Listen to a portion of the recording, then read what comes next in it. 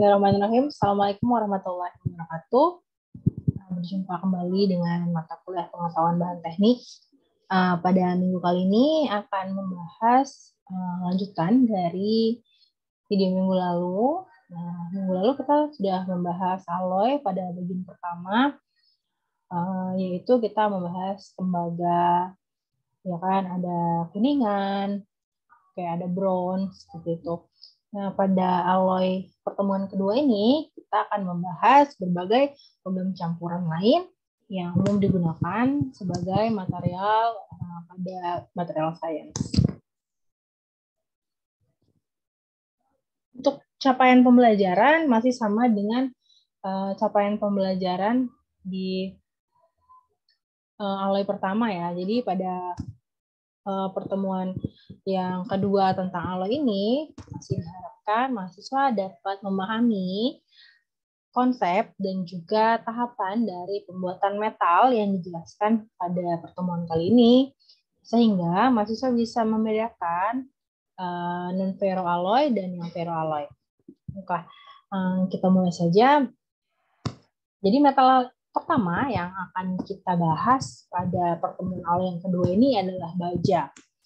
Baja definisi yang biasa digunakan untuk menjelaskan bahan yang merupakan logam paduan, logam besi yang berfungsi sebagai unsur dasar yang nantinya akan dicampur dengan beberapa elemen lainnya, termasuk nih unsur karbon. Nah, kalau bicara tentang baja, ini sudah sangat familiar di kehidupan kita sehari-hari ya. Yang paling umum nih kita gunakan misalnya peralatan makan dari stainless steel. Nah, stainless steel itu apa sih? Baja seperti apa? Apa bedanya baja yang kita gunakan di atas meja sebagai peralatan makan dengan baja yang digunakan sebagai rangka dari alat mesin? Lalu baja yang digunakan sebagai plat untuk jembatan, misalnya seperti itu.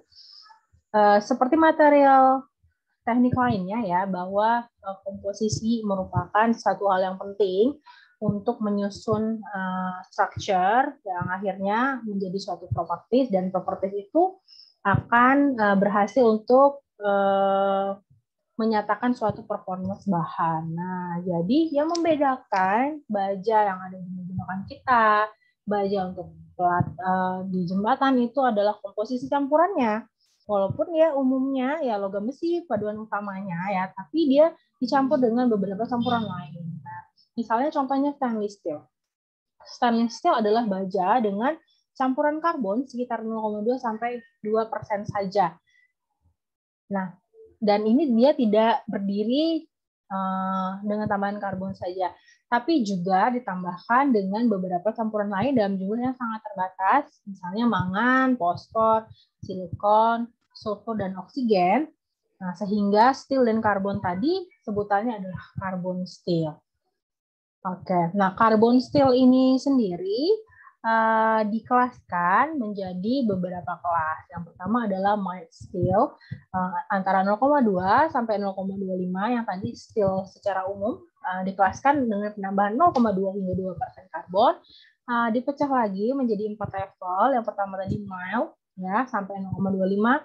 Lalu medium steel antara 0,25 sampai 0,45% karbon.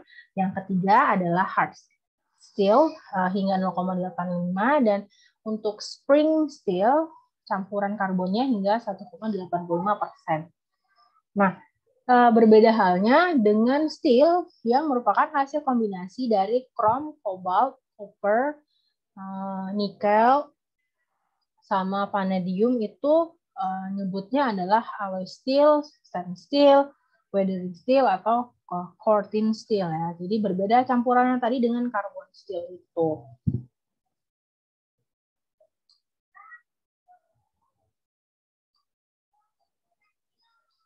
Nah, tadi kan dengan 4 level persentase penambahan karbon dalam baja ya. Apa sih sebenarnya pengaruh komposisi ini terhadap struktur dan nantinya pengaruhnya terhadap properties baja itu sendiri? Karena persentase kadar karbon itu sangat mempengaruhi properties baja, makanya dia dikelaskan menjadi 4 tadi, karena penambahan persentase itu akan mengubah properties awal baja. Oke, jadi semakin banyak karbon yang ditambahkan, tadi yang paling bawah ya, berarti yang paling sedikit adalah mild steel. Peningkatan penambahan karbon itu akan meningkatkan kekuatan juga kekerasan baja dibanding dengan properties awal baja murni. Dan juga peningkatan karbon ini membuat baja memiliki sifat tahan terhadap korosi yang lebih baik dibandingkan dengan properties baja murni, jadi baja tanpa campuran gitu. Nah, namun dengan seiring peningkatan karbon tadi ya, dia meningkat kekuatan, kekerasan, ketahanan terhadap korosi, tapi juga mengakibatkan beberapa penurunan pada baja nih, properties baja. Contohnya adalah malleability atau kemampuan tempa dari baja menurun, begitu juga dengan kemampuan pengelasan ketika ditambahkan karbon pada baja. Namun, kandungan karbon ini tidak mempengaruhi secara signifikan kepada modulus elastisitas dari besi itu sendiri ya. Karena tadi campurannya ingat hanya 0,2 sampai 2% gitu. Yang paling tinggi tadi kan 1,85% ya, sehingga tidak mempengaruhi modulus elastisitasnya. Jenis baja pada umumnya dibagi pada beberapa kategori nih, dan kategori ini kita bisa tarik contoh satu persatu ya. Tadi carbon steel sudah dikelaskan low carbon, medium carbon maupun high carbon steel. Baja paduan tadi alloy steel ya, terbagi menjadi 3, standar alloy steel, high steel, sama HSLA. Oke. Yang ketiga yang paling umum kita temukan di kehidupan sehari-hari adalah stainless steel ya. Yang stainless steel seperti yang sudah kita tahu ya, di diagram fasa juga sudah disebutkan nih tentang austenistic, martenistic, dan varistic steel ya. Bagaimana susunan kristalnya, seperti itu sudah dibahas pada diagram fasa. Dan fase transformasi ya. Lalu yang keempat adalah tool steel, yaitu tipe baja dibagi menjadi 3, high speed, cold work, atau hot work untuk pengerjaan baja itu sendiri. Yang pertama adalah baja karbon. Baja karbon kelompok pertama yaitu low carbon steel biasa digunakan untuk mesin-mesin dan komponen peralatan mesin dengan kadar karbon antara 0,5 sampai 0,3 saja ya. Karena dia sangat mudah ditempa sehingga diaplikasikan pada beberapa komponen mesin yang mempunyai bentuk spesifik ya, dan juga suaian-suaian, misalnya suaian yang fit clearance ya, suaian yang pas seperti itu, jadi digunakanlah baja karbon rendah. Gitu. Dan banyak contoh yang lainnya ini ya, misalnya automobil bodies, pipes, chain, nah itu semua baja karbon rendah karena digunakan karena dia mudah ditempa gitu, dibentuk sesuai dengan kebutuhan sehingga propertiesnya memenuhi performance. Lalu yang kedua adalah baja karbon menengah, medium carbon steel, kekuatannya lebih tinggi tadi karena penjelasan awal kan, semakin tinggi persentase karbon yang ditambahkan maka kekuatan dan kekerasan karbon juga akan semakin baik. Nah, karena tadi dia kekuatannya lebih tinggi, ya kekerasan lebih tinggi berarti keuletannya berkurang, oke? Keuletannya berkurang, kemampuannya untuk dibengkokkan, bilas, dan dipotong akan berkurang juga. Jadi dia sulit dipotong, sulit dibengkokkan, dan sulit bilas nih ya medium carbon steel. Jadi contoh penggunaannya dia misalnya hammers, seperti itu, boilers ya, rails ya, yang kaku. Jadi dia dari 0,3 sampai 0,6% karbon tadi digunakan untuk contoh-contohnya itu connection rod. Jadi yang kaku-kaku seperti itu, yang sulit dibengkokkan, dipotong, ya itulah medium carbon steel. Contoh nyata di kehidupan kita sehari-hari. Yang ketiga adalah baja karbon tinggi, high carbon steel ya. Sering disebut juga sebagai tool steel. Sama sifatnya, dia sulit dibengkokkan, sulit dilas, sulit dipotong. Ya, due to high carbon percentage itu tentu saja ya, karena penambahan kadar karbon tadi akan mengakibatkan penambahan kekerasan, pengurangan keuletan, dan juga ya, itu tadi karena keuletannya berkurang, kekerasannya meningkat, kekuatannya meningkat, sulit dia dikerjakan seperti itu. Karena cukup tinggi nih high carbon steel ini, campuran persentase karbonnya hingga 1,5 ya. Nah, penggunaannya di kehidupan sehari-hari ini apa saja nih? Kalau kalian pernah lihat palu yang apa contohnya ya, ada nomornya lupa. Nah, palu jenis tertentu yang pengerjaan berat itu menggunakan high carbon steel. Jadi kalau palu yang sehari-hari untuk paku itu yang medium carbon steel saja cukup gitu.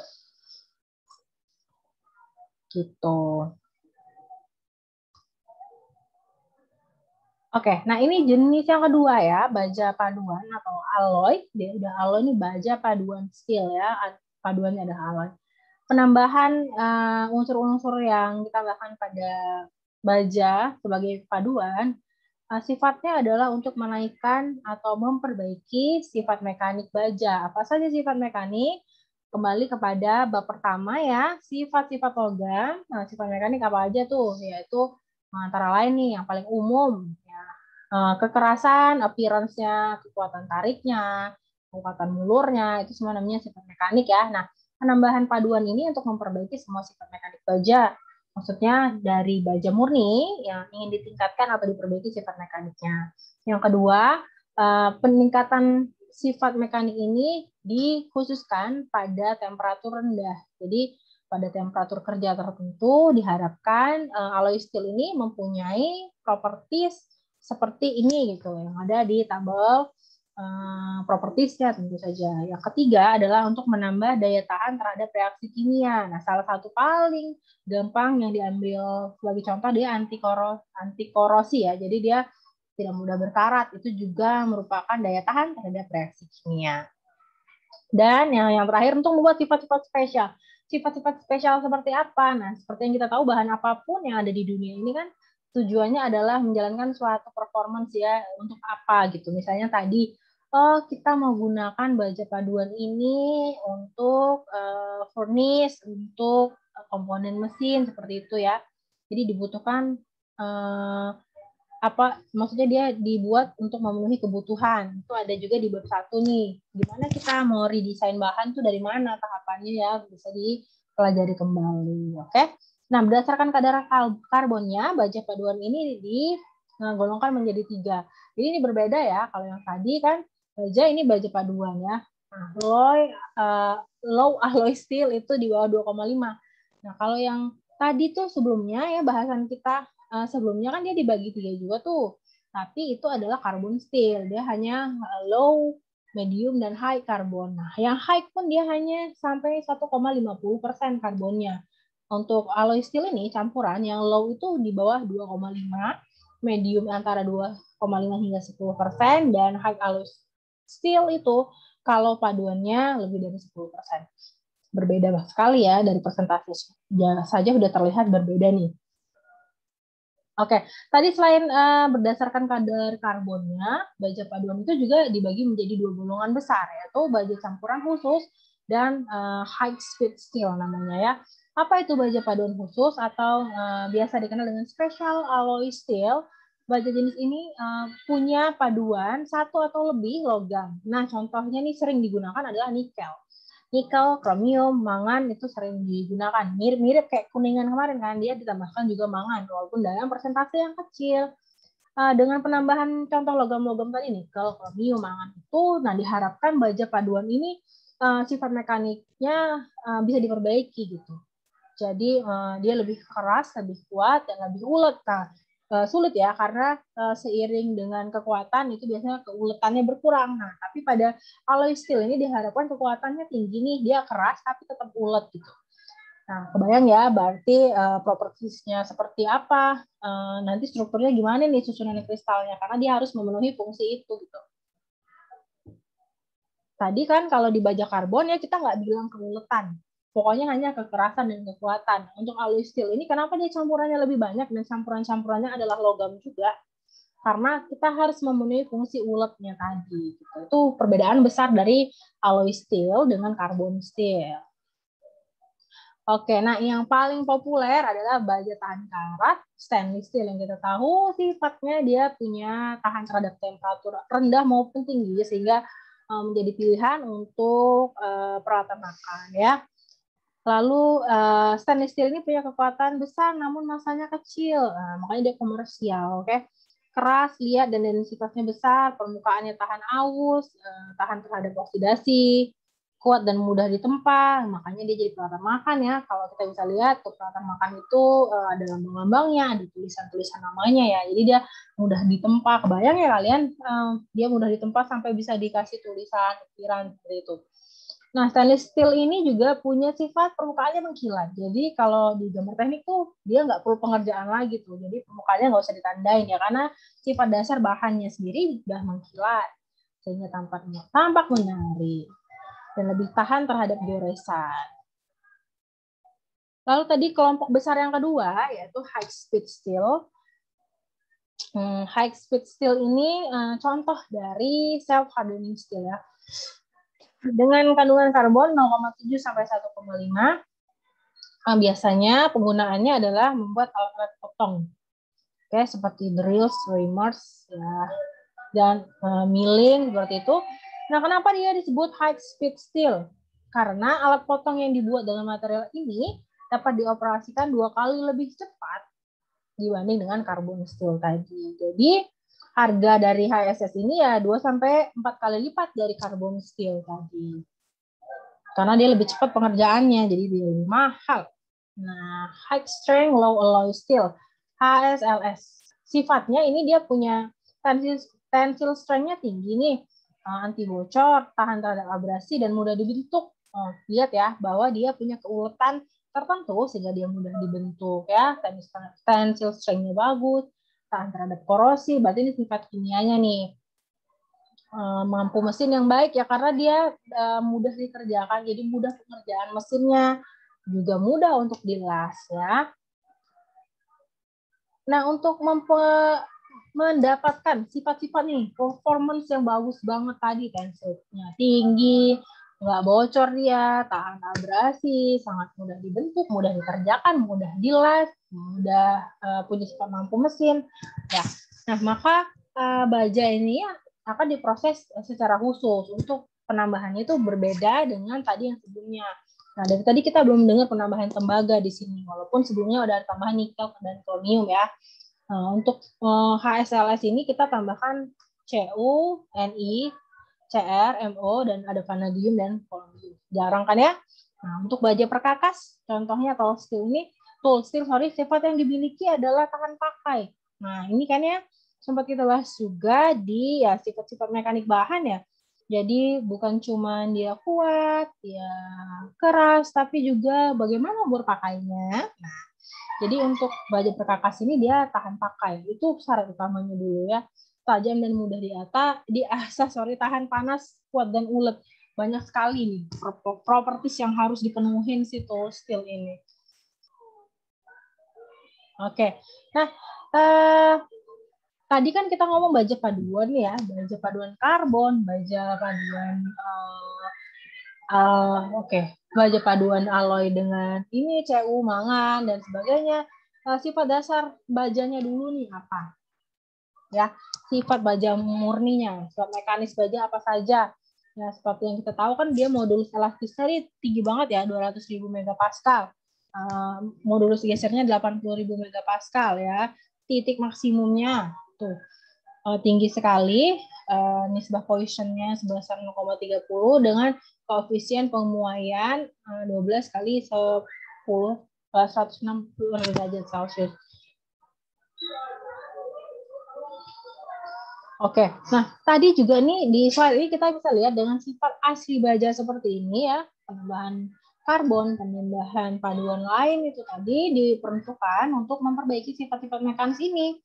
Walaupun ada ya juga yang tidak berubah. Tadi dikatakan pada carbon steel kan walaupun penambahan karbon dengan persentase hingga 1,85 bahkan 2%, dia bisa memperbaiki sifat yaitu lebih keras, lebih kuat, tapi tidak mempengaruhi modulus elastisitasnya. Karena modulus elastisitas awal baja memang sudah tinggi sekali, 200.000 megapascal. Tuh, dari sini kelihatan kan, dan kemarin kita ngomongin kuningan, sifat mekanisnya gimana nih. Hari ini kita ngomongin baja. Udah kebayang nih kalau kita mau merancang atau memodifikasi atau menciptakan suatu bahan baru Yang pertama kita pikirkan adalah bukan properties ya, tapi performance. Performance yang mau kita capai itu gimana, baru kita mundur, mikirkan propertiesnya apa saja nih. Dari properties kita mundur ke struktur. Gitu ya, baru ke dari struktur ke komposisi tadi. Oke, nah penggunaan si baja ini ya, keuntungan dan kerugiannya. Untuk keuntungan dia tahan tarik lebih tinggi ya, karena modulus elastisitasnya tinggi sekali, bukan? Lalu ketahanan gaya tarik juga ketahanan gaya desak, impact ini ya, berat struktur secara keseluruhan lebih ringan dibandingkan beton ya. Itu kenapa baja lebih populer. Untuk penggunaan fondasi bangunan akan membuat lebih ringan sehingga dimensinya bisa lebih ramping. Jadi kayak lebih minimalis ya. Jadi lebih populer memang, lalu mudah didaur ulang. Kerugiannya, mudah karatan ini sebenarnya tergantung dari lingkungan eksternalnya juga ya, karena penambahan karbon tadi juga contohnya kan untuk menambah sifat anti korosi ya, makanya penambahan baja itu bisa sebenarnya diatasi karatan ini dengan cara kita melakukan pengecatan. Gitu. Yang kedua, membutuhkan biaya perawatan yang mahal dan terus-menerus selama umur struktur. Nah, kalau untuk maintenance ya memang baja ini butuh maintenance, apalagi untuk baja-baja yang digunakan sebagai struktur. Oke. Lalu beberapa tidak tahan terhadap panas tinggi, oke, karena dia tadi kan menyerap panas yang baik ya, jadi dia tidak tahan terhadap panas. Gitu. Bentuk atau profilnya terbatas karena sesuai dengan apa yang diproduksi oleh pabrik. Gitu. Dan untuk penyambungan baja butuh alat sambungan peralatan dan tenaga yang khusus ya, ya kita kayak pandai besi kayak gitu ya. Karena penyambungannya ini tidak serta-merta hanya misalnya pengelasan nih, kita ambil pengelasan tipe ini gitu ya. Nah, tapi juga dilihat bahwa pengelasan baja campuran maupun murni ini selain pengerjaan pengelasannya tadi, lihat juga nih baja sebagai apa? Apa sebagai kalau pengelasan ini biasanya dia berarti untuk bangunan ya. Nah, pengelasan itu dilakukan di mana saja, di sudut-sudut mana saja seperti itu. Itu juga mempengaruhi kekuatan dari struktur secara keseluruhan. Jadi memang sambungannya khusus, peralatannya khusus gitu kan. Karena dia juga titik lelehnya kan khusus. Oke, sekian bahasan mengenai baja ya. Nah, tadi baja diharapkan dari video ini sudah paham nih, baja karbon ada 3 kelas, di alloy steel ada 3 kelas, terus kenapa kok high speed steel lebih mahal dari karbon steel, seperti itu ya. Nah, semoga perkuliahan kali ini sedikit mencerahkan. Semua bahan-bahan itu sebenarnya bisa dicari dari berbagai sumber. Sumber utama adalah buku dari William D. Callister, Material Science. Sekian perkuliahan kali ini, terima kasih.